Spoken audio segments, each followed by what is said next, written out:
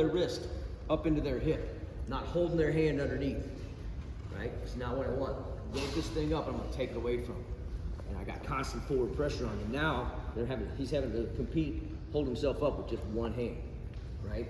At the same time, I'm gonna start thinking entirely and diving right in. When you get confident with this, I usually chop this thing and I'm already headed underneath on my Easton really before I start to get everything really locked up. And we'll take it in steps just like we've done everything else. So this is an Easton roll. We're gonna do a lot of rolling today.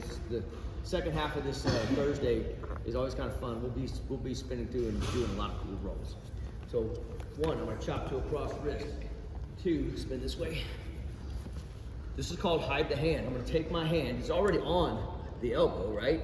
All I wanna do is snake it in deep. So I'm gonna basically snake it in, I'm gonna take my knuckles, put them right against his ribs, right here. That forces me in a little bit deeper, gives me a tight control over the elbow. So 1, chop to a cross wrist. 2, snake my elbow in deep, get my knuckles against his ribs. 3, and this is the most important one.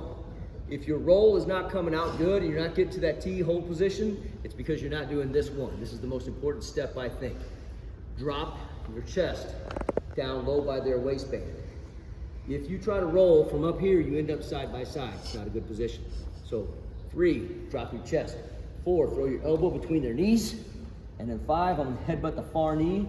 And as I roll through, I'm gonna pull like I'm starting a lawnmower on their wrist. So again, throw my elbow between their knees and I'm gonna dive under, roll straight through, kick out and elevate right here. Again, if you got a little bit of a mean streak, this is always a good opportunity to kick them right in the back of their leg. Smack.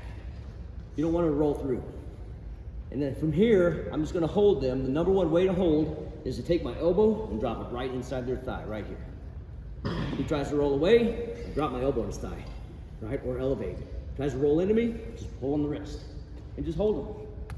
If they flop a lot, drop your elbow right down the middle. That usually stops the flop.